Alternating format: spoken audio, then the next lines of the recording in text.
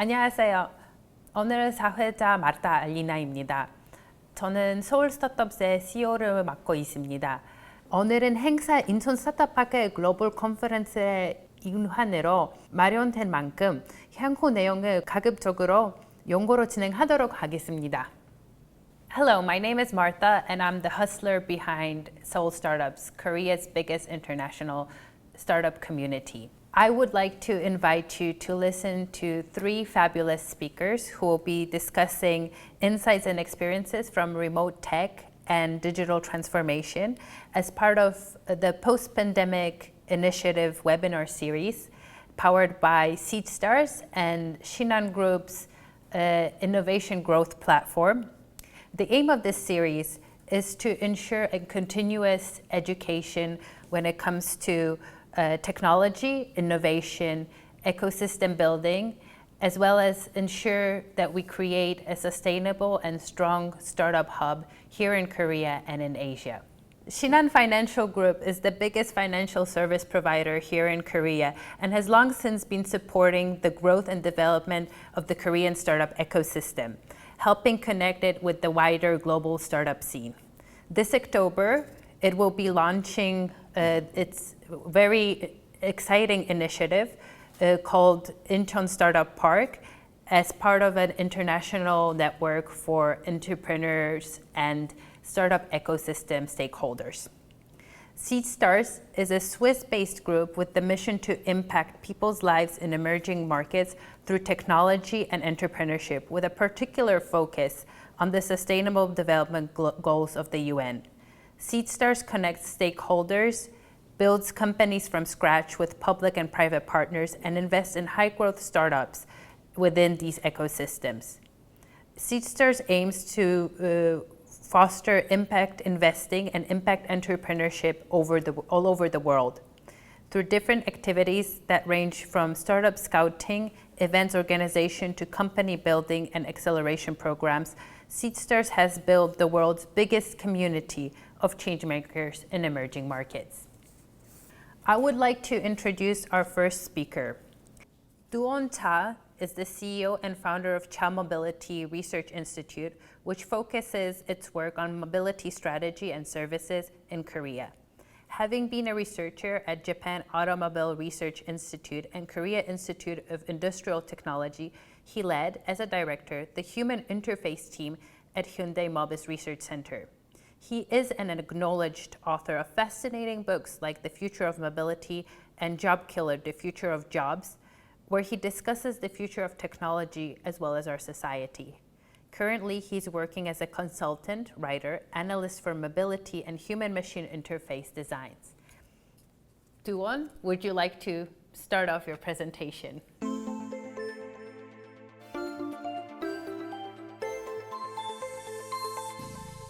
네, 저는 오늘 타이틀을 모빌리티 트랜스포메이션이라고 가지고 왔습니다.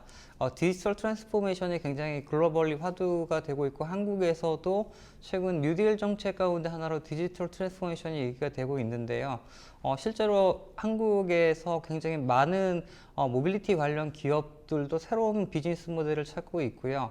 기존에 이제 모빌리티 섹터가 아니었던 기업들도 모빌리티 쪽의 비즈니스와 개발을 하기 위해서 굉장히 많은 노력을 하고 있어요. 그러니까 하나의 새로운 이머징 마켓으로 한국뿐만 아니라 글로벌리 떠오르는 마켓인데, 그 부분에 대해서 특히 이제 코비드19 이후에 어떤 변화가 시작이 됐는지에서 말씀을 드리겠습니다.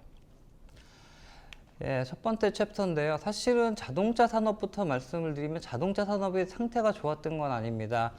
이미 이제 피크카라 그래가지고 2000년에 글로벌 시장이 한 9천만 대가 깨지는 그런 이제 예측이 되어가지고 자동차 시장이 굉장히 조금 긴장한 상태였고요.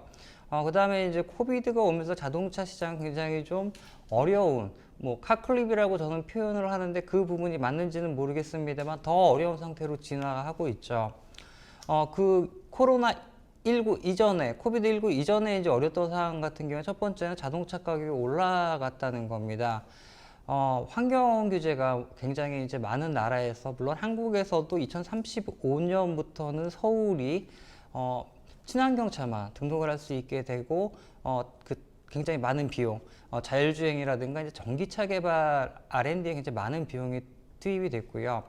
그 다음에 이제 그런 기능들이 점차 부과가 되면서 차의 가격이 올라가기 시작을 했고, 이제 사람들이 차를 유지하는 기간이 굉장히 길어집니다. 하드웨어나 소프트웨어나 예전보다 더 오랜 시간을 사용할 수 있고요. 그 다음에 또 하나의 이슈는 뭐냐면은 카쉐어링, 라이드 쉐어링이 굉장히 활성화가 됐습니다. 이게 굳이 차를 공유하느냐 소유하느냐 문제가 아니라 하나의 차량을 사용할 수 있는 모드를 선택할 수 있게 된 거죠. 그리고 또 하나, 우리 이스쿠터, 일렉트릭 스쿠터 같은 경우 퍼스널 모빌리티가 굉장히 많이 한국에도 지금 퍼져 있어요. 한 서울에 17,000대 정도가 지금 운영이 되고 있는 걸로 파악이 되고 있는데, 그러면서 이 마이크로 모빌리티, 퍼스널 모빌리티들이 택시라든가 아니면은 개인의 굉장히 단거리 이동, 1에서 한 5km 정도 이동을 대체하기 시작했습니다. 그러면서 소비자들은 갈등을 하죠. 내가 언제쯤 차를 사야 될지, 그러니까 wait and see 애티튜드를 가지게 됩니다. 그러면서 카마게돈이라고 저희가 부르는데, 그 자동차가 안 팔리는 주요 원인으로 지금 제가 말씀드린 부분들이 커다란 임팩트를 줬죠. 그리고 또 하나, 많은 기업들이 글로벌 카메이커라든가 한국 현대자동차들을 포함을 해서 2020에서 2021년에 자율주행의 커머셜라이제이션을 얘기를 했는데, 이게 다 딜레이가 됩니다. 자율주행의 커머셜라이제이션이 대부분의 업체들이 얘기하는 게 사실은 지오펜스라 그러죠. 이렇게 갇혀진 그런 에어리어에서 그 자율주행차 운행되는 걸 얘기를 하는데, 그게 이제 기술적인 문제, 금전적인 문제 때문에 굉장히 어려워져요. 예를 들면 첫 번째, 금전적인 R&D 비용을 얘기를 들면 160억 달러 정도가 2019년까지 주요 30개 업체에서 투자를 했는데, 그 50%는 이제 구글의 웨이모라든가 GM의 크루즈 오토메이션, 우버가 투자를 한 거고요. 그 다음에 나머지 50%도 바이두라든가 도요타라든가 포드의 알고, AI, 애플에서 투자를 한 거거든요. 즉, 돈을 가진 기업만 이제는 자율주행을 개발할 수 있는 시대가 됐다는 겁니다. 기존의 과거에는 풀스택 업체들이, 스타트업들이 자율주행을 할 수 있었지만, 기술력을 가진 스타트업들은 이미 대기업에 거의 다 매각이 된, M&A가 된 상태가 돼버렸고요. 그 다음에 두 번째 자율주행이 좀 어려운 이유 같은 경우에는 인공지능의 실망입니다. 그래프에서 보시면은 실제로 L2, 그 다음에 L1, 죄송합니다. L2, L3 같은 경우가 이제 인간과 인공지능이 능력이 동등하거나 인공지능이 뛰어난 상황을 얘기를 하는데, 실제로는 L1이라는 거죠. 인공지능이 아직까지도 사람의 능력을 못 쫓아가고 있습니다. 인공지능이 사람의 능력의 99.9999%까지는 쫓아가야 자율주행이 어느 정도 이제 도로에 나올 수 있는데, 아직까지는 좀 어렵다는 부분이죠. 그러면서 이제 코비드가 터졌습니다. 코비드19가 터졌는데, 실제로 그 데이터들을 조사를 해보면 딜리버리 쪽이 사실은 굉장히 많은 수혜를 받았고요. 그 다음에 이제 자전거, 쉐어링 자전거도 마찬가지죠. 그 다음에 이제 지역에 따라 차이가 있지만, 유럽이나 미국에서는 이스쿠터 같은 경우에는 금지를 했습니다. 왜냐하면 코비드19 바이러스가 전동 킥보드를 구성하는 그 플라스틱하고 쇠에 3일 동안 이제 살아있다는 논문이 발표가 되면서 그런 상황이었는데, 한국 같은 경우에는 그런 상황에 대해서 금지를 시키지 않았고, 실제로 제가 밝힐 수는 없지만 모 기업들의 데이터를 보면 전동 스쿠터 사용량 굉장히 올라갔어요.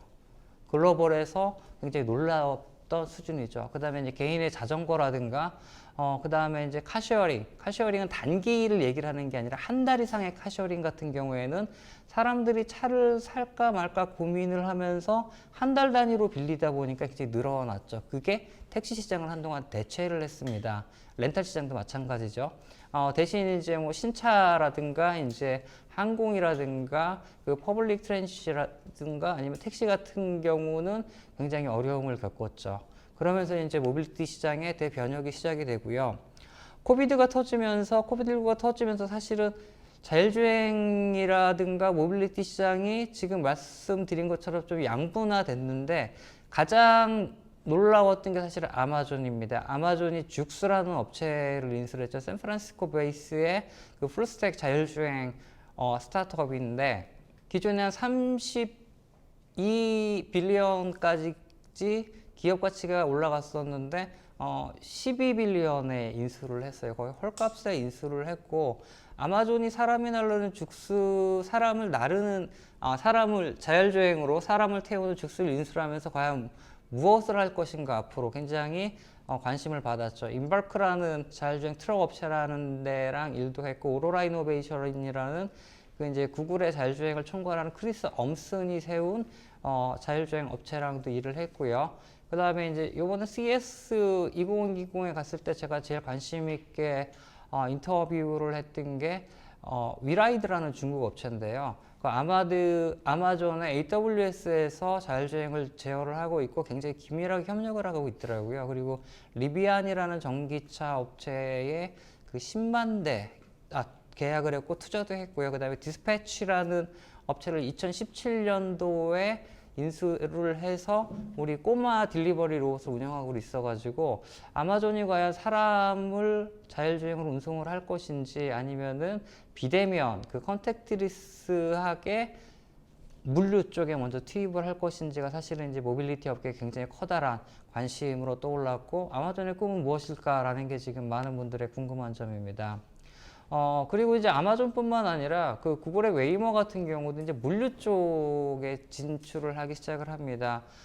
올해 3월, 5월에 이제 마지막은 이제 투자 시리즈가 5월에 종료가 됐는데 물류 쪽을 시작을 하는 것을 발표를 했습니다. 웨이모 비아라는 그 클래스 A 트럭으로 물류를 고속도로의 물류를 담당을 하고 퍼시피카를 가지고 도심의 물류를 담당을 하겠다는 거죠. 그러면서 이제 그 거대 기업들이 물류 쪽에 뛰어들면서 실제로 이제 우리가 공장에서 가정까지 어떤 물건을 딜리버리를 받을 때 기존에 이제 사람, 휴먼 드라이버의 역할들을 로봇, 자율주행으로 대체를 하겠다는 전략들이 점점 가시화되고 있습니다.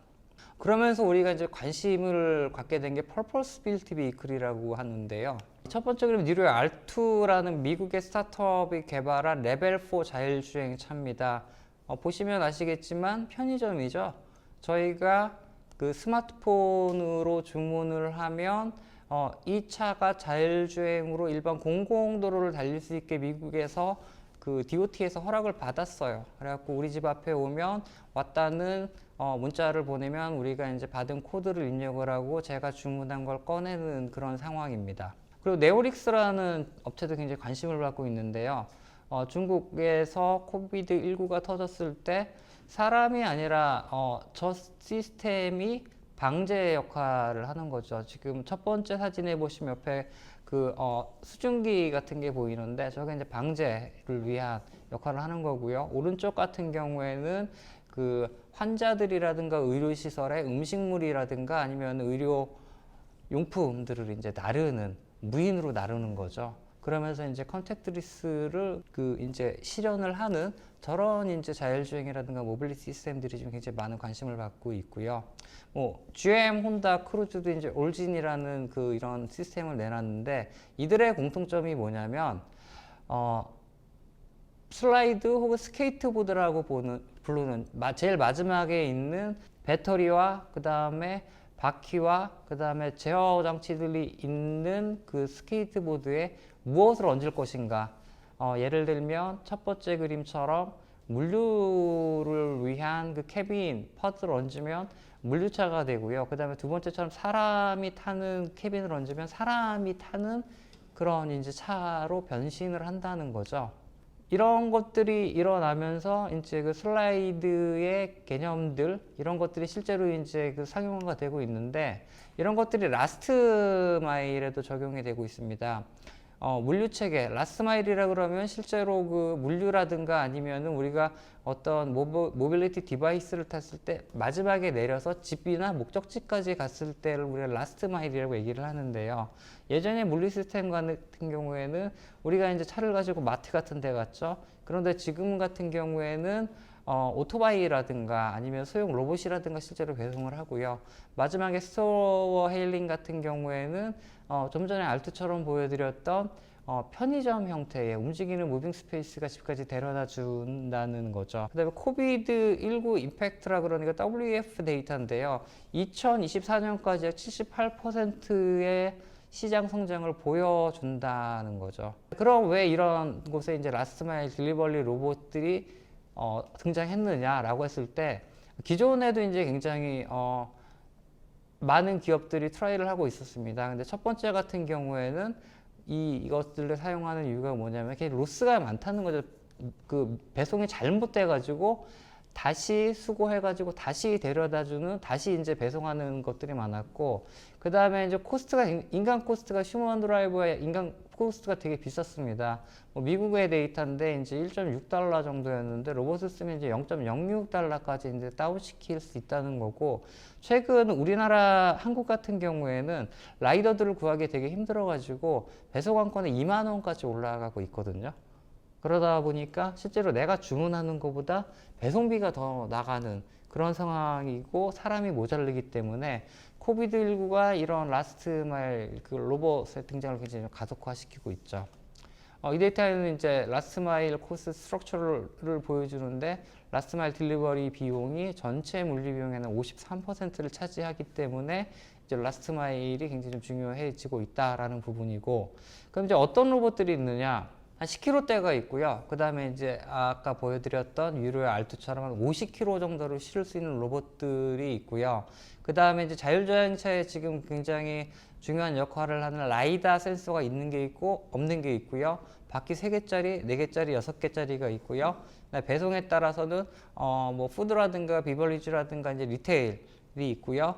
그 다음에 우리 인도로 다니는 조그만 로봇들이 있는 반면에 도로를 다니는 이제 50km 이상의 이제 로봇들이 등장을 하고 있습니다.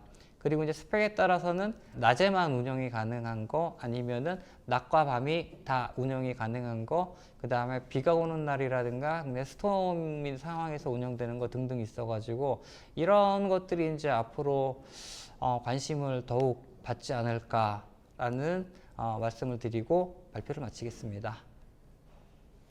박사님 진짜 재미있는 발표 진심으로 감사합니다. 감사합니다. 아니 그 전 세계 모빌리티 트렌드에 대한 그림을 되게 재미있게 설명해 주시고 네. 되게 우리 시청자들한테 되게 재미있는 정보를 나누어 주셔서 진짜 감사합니다. 저희 질문이 몇 가지 있는데요. 그 여기 발표하셨을 때는 좀 더 전 세계 트렌드에 대해 설명하셨는데 네. 저는 좀 한국 시장에 한국 경우에는 그 모빌리티 모델가 다른 나라에 비교하면 어떻게 다른지 좀 궁금합니다. 굉장히 중요한 질문이에요. 제가 한국 쪽 내용을 좀 누락을 했는데, 실제 한국 같은 경우에는 지금 모빌리티 시장이 굉장히 좀 복잡하고, 그 다음에 약간 솔직히 말씀을 드리면은 해외보다는 좀 떨어지는 측면이 있습니다. 그래요? 네, 지금 딜리버리 쪽만 좀 말씀을 드리면, 제가 말씀드린 게 크게 두 가지 카테고리거든요. 50km 이상의 도로를 달릴 수 있는 굉장히 커다란 용량의 로봇들이 있고, 그 다음에 국내에서 이제 조금 다니고 있지만 한 1에서 10km 다니는 그런 로봇들이 있거든요. 근데 이제 첫 번째 문제는 그 스타트업 관점에서 가장 중요한 게 규제입니다. 제가 이제 국무조정실의 신산업규제혁신위원회 신서비스 분과장을 맡고 있는데, 몇 년 전에 이제 그 로봇 딜리버리 하시는 분들이 오셨어요. 와가지고 우리 자장면이나 피자나 커피 같은 것들을 기억이 나요. 예, 그쵸. 특히 자장면 로봇이. 예, 저는 이제 꼬마 로봇이라고 부르는데, 그들을 가지고 딜리버리를 했을 때 퀘스천이 뭐였냐면 어디로 달려야 되느냐. 인도, 차도, 자전거 전용도로, 이게 룰이 없었어요. 룰이 없어가지고 제가 위원장이니까 이제 담당 공무원을 놓고 그 다음에 이제 업체분들하고 얘기를 하는데 답이 안 나왔습니다. 원래 이제 네거티브라 그래가지고 규제 자체가 없으면 아무데나 달릴 수 있는 게 이제 미국의 유럽의 규제 원칙인데 그때 이제 한참 이제 논의를 하다가 일단은 좀 연구를 해보고 얘기를 하자라고 얘기를 하고 연구 용역 우리 리서치를 추진을 했었는데 한국에 이제 규제 샌드박스라는 게 있습니다. 영국에서 사실은 이제 운영이 되는 어떤 규제 프리존이라고 얘기를 하죠. 그쪽에 이제 지금 아까 말씀드린 업체들이 등록을 해가지고 위원회에서 오케이를 해가지고 달리고 있는 게 인도로 달리고 있습니다. 인도로 달리고 있는데 단 조건이 있어요. 옆에 사람이 있어야 돼요. 아 그러면은 인건비가 더 나갈 수 있습니다. 그러니까요. 네네. 아, 근데 이제 안전 문제도 아직까지는 있고요. 그 다음에 뭐가 있냐면 굉장히 그 주변에 사람들이 낯설어 하기도 합니다. 저게 뭐야? 라고 얘기를 하기도 하고 대부분의 그런 소형 딜리버리 로봇들은 이 깃발들을 높이 하나 만들어 놨거든요. 안 보여요.